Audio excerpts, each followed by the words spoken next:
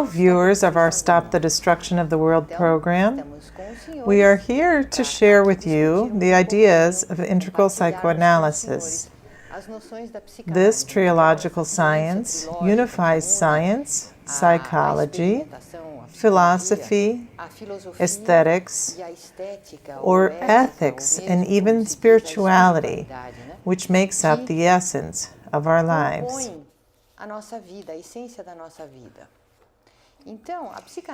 So, integral psychoanalysis deals with the human being as a whole. An analytical trilogy is a universal science. Norberto Keppe, the founder, was able to establish the relationship between individual psychological illness and social, economic, and even planetary illness. Why are we talking about stopping the destruction of the world and teaching integral psychoanalysis? Because it's through the human interior that all the disturbances of the planet originate. It's through self-understanding and only this that human beings are going to be able to see their problems and the problems they project onto society. Now, as we were talking about projection, I would like to discuss this concept with you today. Take a look at this diagram. Projection, which is a psychological projection, manifests itself not only at an individual, but at a social level too. Take a look. It generates not only domestic and urban violence, but on a world scale it generates wars. Why? Because many times people are unable to see and recognize all this rage, envy, and aggression they have within themselves and that they promote in their lives, thereby destroying, creating terror in their own lives and in the lives of their families.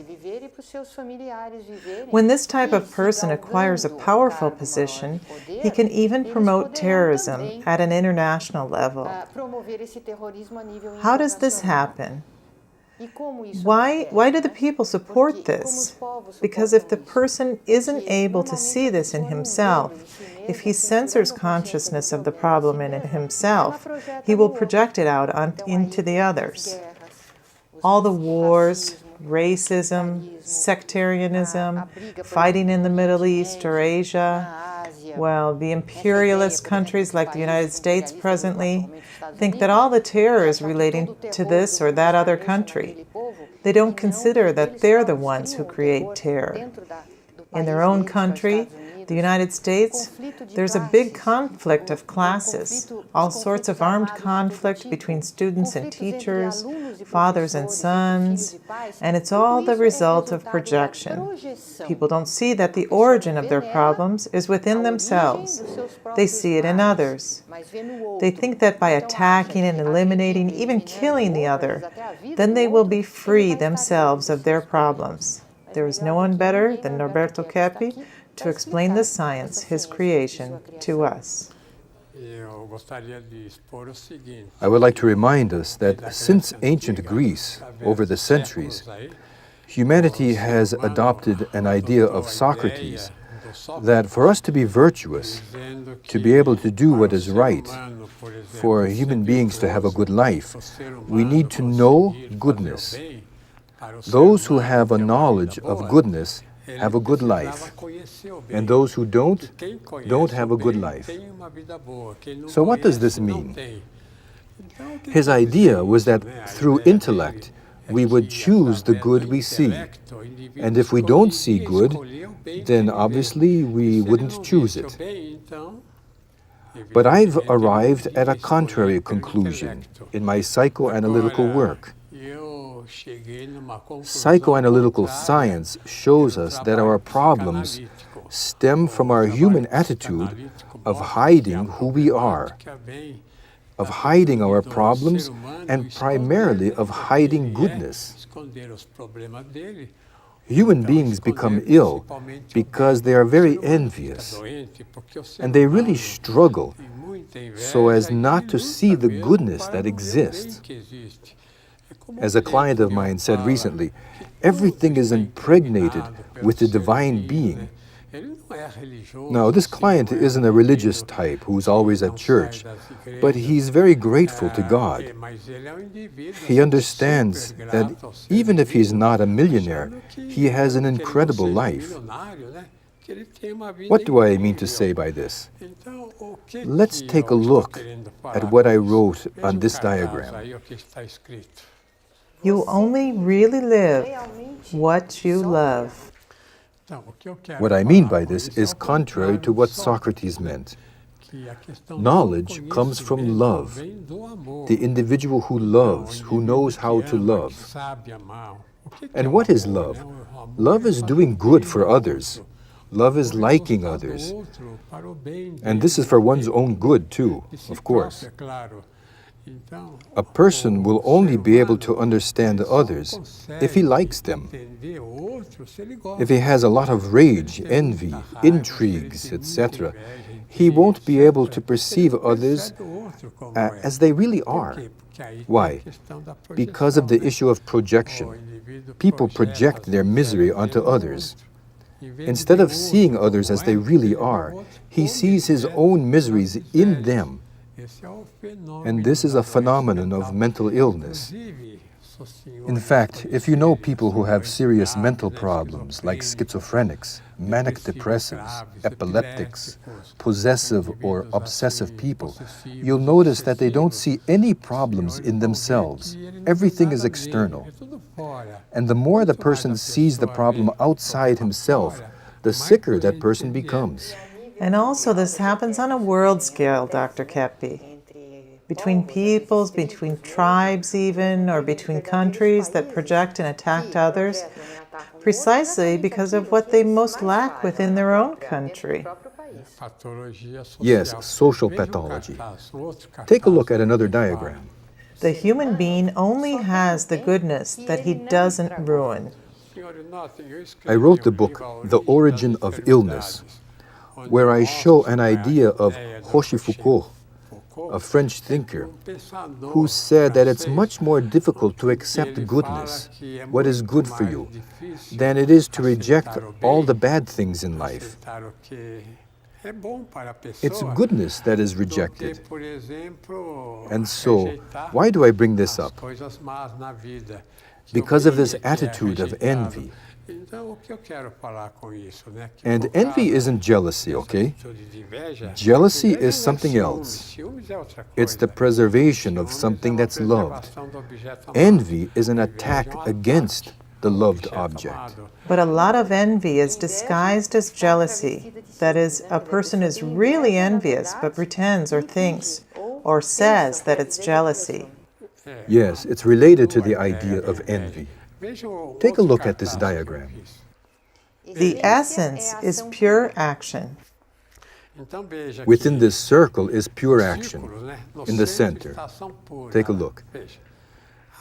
Pure action is pure energy, and pure energy generates what? Love. Up there, love. And then it generates what? Reason. Reason.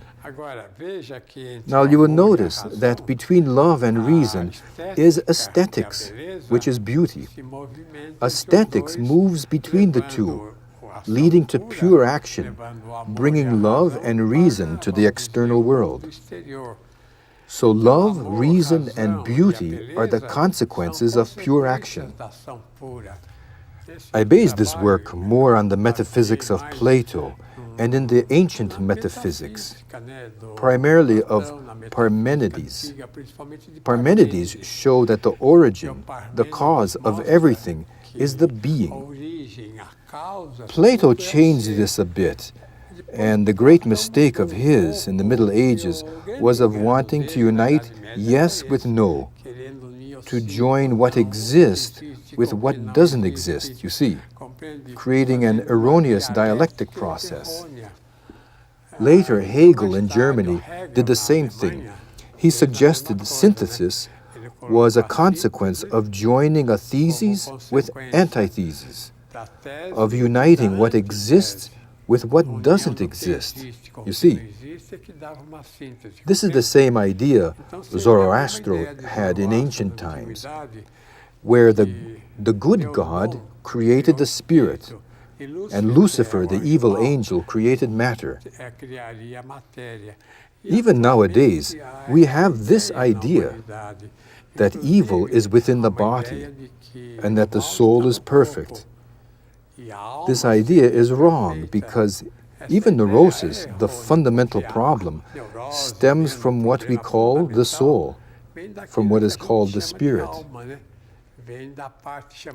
Now, I would like to talk a little about censorship, which is a fundamental human problem. Take a look at the diagram. Evil is the censorship of consciousness, not of conduct. And after that, Summerhill didn't work, and Spock's book, Baby and Child Care, didn't work either because of this. in my book, The Origin of Illness, I show clearly that human beings are afraid of seeing their errors. One can say that they are afraid of seeing their sins. This is why in the old days, the religious spoke of confession, so that people could see the evil they committed and cleanse themselves of it. We say here that a person has to see the evil he has, which the religious call sins, so he can become conscious of them. People rarely escape the wrongdoings they committed when they were children, teenagers, and later on in life. In third place, The great evil in illness lies in the censorship of consciousness. and what is the consequence of censorship? Fear, immobility, sadness, silence, and cowardice. In The Origin of Illness, I deal with this idea. Do you have a copy of it here? It's over there, Dr. Cappy. In this book, take a look. I try to show that the fundamental issue of illness is the creation of a type of inner censorship when we retract consciousness, not only of evil, but of the goodness we have also. That is, human beings suffer, and this is incongruent. The human being suffers because he doesn't want what is good. Why? Because he is envious. To accept goodness, health, God, he can't be so envious. We have to be kind people and good, giving preference to others. We have to be people with a lot of love in our hearts. If not, we don't accept anything. We don't even know anything. The person rejects what he doesn't even understand. We'll be right back. Very soon. The most original contemporaneous writer in the world today, says the National Scientific Research Center in France. A genuine contributor to the intellectual treasury of civilization, says former U.S. Ambassador Joseph Kogassian. For these times of uncertainty and conflict comes a work of extraordinary vision, hope, and moral clarity. Brazilian psychoanalyst and social scientist Norberto Keppe writes with wisdom and authority about the things that really matter. How to heal illness, how inverted science is leading the destruction of nature, and what to do about it. Finding spirituality within, structuring a truly just society. There are more than 3,000 books published worldwide every day. None are more important than these. The books of Norberto Keppe. Trilogical science, leading us to a new world.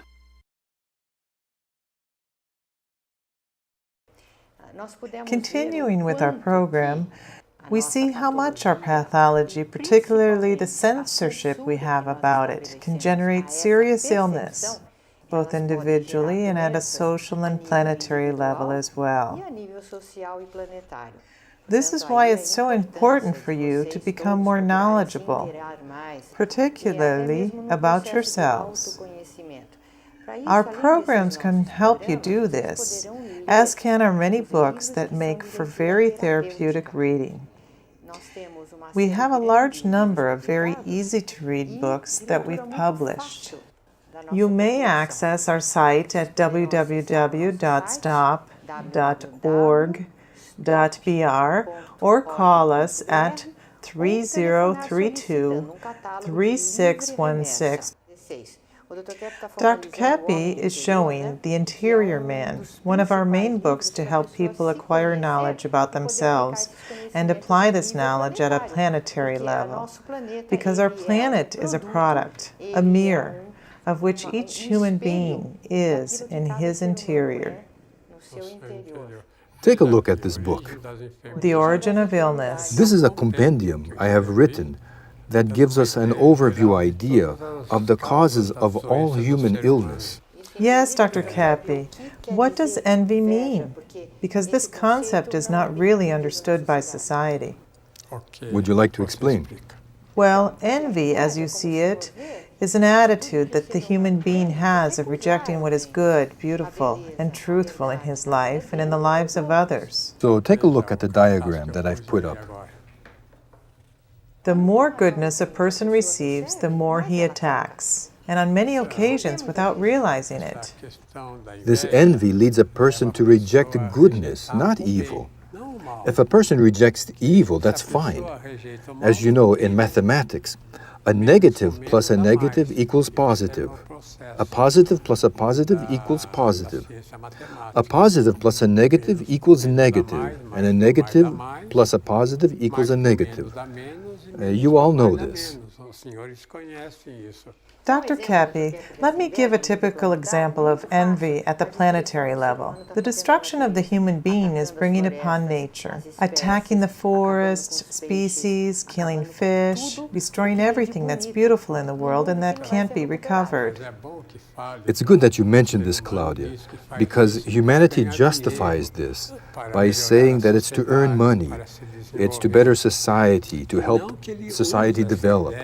But in reality, humanity just uses this idea that we need to do this for money, when actually, deep down, humanity wants to indeed destroy.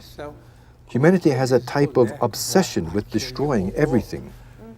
Like those robots in that old TV program, Lost in Space, that say, destroy, destroy. It's as if humanity has a screw loose somewhere.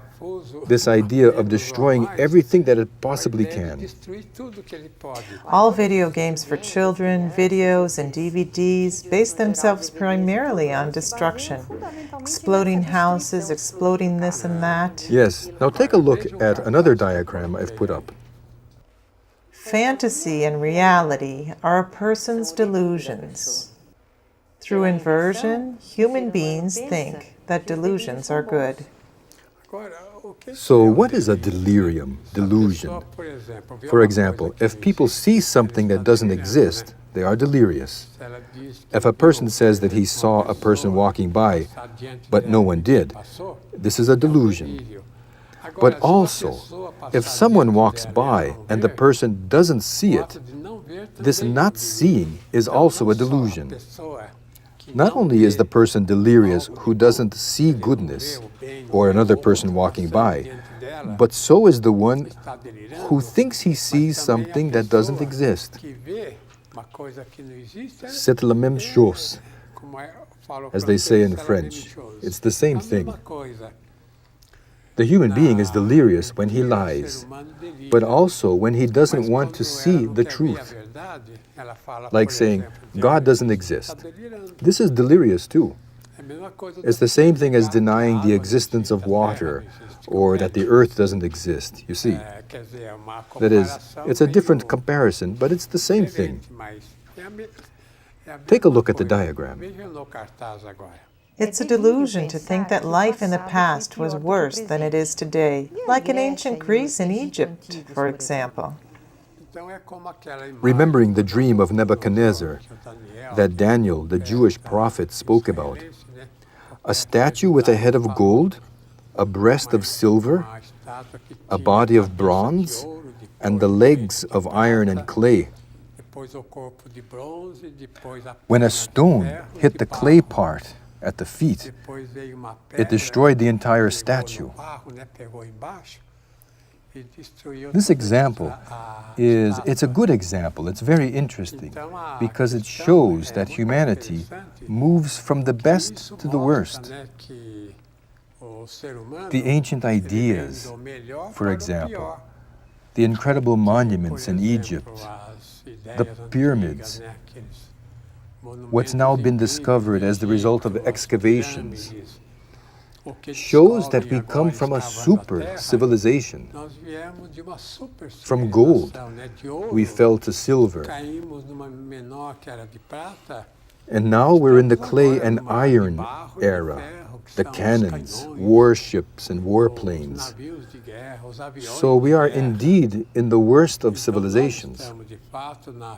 This is why we have to make these programs, to help us to try to avoid the destruction of the world. Because the only way to avoid this is for human beings to become conscious, you see, this negative aspect, this envy, arrogance that we have. Take a look again at the diagram. Thirdly, It's a delusion to believe that megalomania and arrogance help. fourthly, It's also a delusion to think that one's own glory brings happiness. These are examples of how humanity lives and cultivates these delusions. the German scientist Kraepelin discovered megalomania. In fact, he created psychiatry. He began to notice that the sick people who were going there, the schizophrenics, manic depressives, epileptics, obsessive people, they were like this because they always placed themselves above everything and everybody. They thought they were gods. A person who is very sick always speaks from up on high, as if he were above everyone else. This is why they are sick. They think they understand everything and can talk about anything, because they are above anything in the world.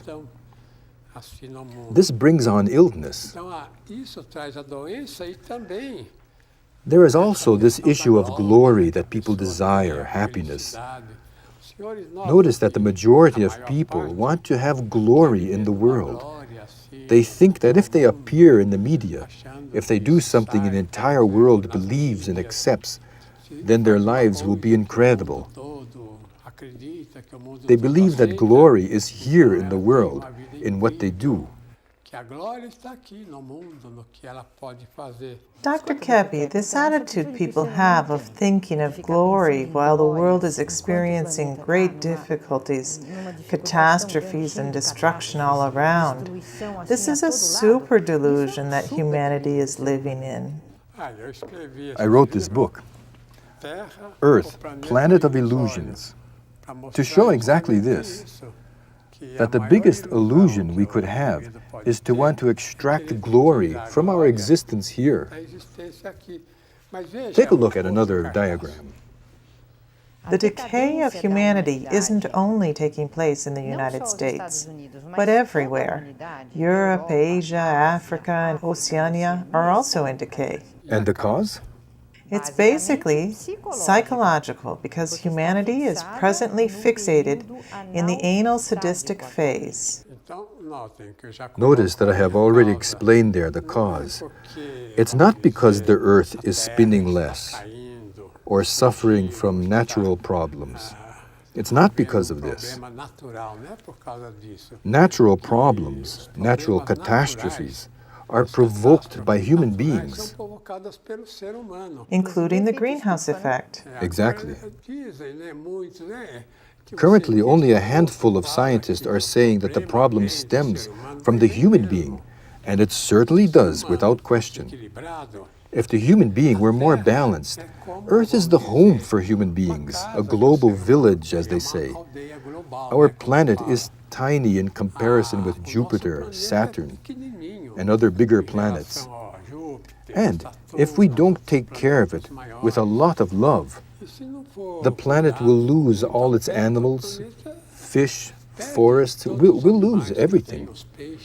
The more people there are here, the more air and food we need, the more the planet needs to be looked after to be able to produce all this. Now, at the moment, our planet is no longer producing what we need to take care of everyone. Did you know that? So we are at a great crossroads. There's a principle in physics that explains this. Take a look. There's a certain amount of equilibrium in an object. If the equilibrium is slowly lost, falling away, at a certain point, suddenly, it loses its balance and falls. And this is what is happening with humanity now. So, going back to the diagram, take a look. Our wrong philosophy in life, or Weltanschauung. Fourthly, Distorted emotions, arrogance, stinginess, and envy. so what does this show us? That the human being has a wrong idea. Our work through STOP, as well as through our other program, The Universal Man, is to present a means of saving the human being and his civilization. Take a look at what I wrote in fifth place. The absence of consciousness of one's errors. It is very important to understand this because humanity is in decay. Because as long as there isn't consciousness of this, there won't be a solution. What I want to stress is that the mistakes human beings commit, that is, the destruction that humanity is committing, needs to be known, as well as the cause of this destruction. We need to know that this comes from the human interior life, which is an abnormal pathological impulse. And we need to control this so as not to completely destroy the planet on which we live. No matter how incredible this may seem, if we continue to be unaware of the problems that go on in our heads, there won't be a solution for these hurricanes. See you next week.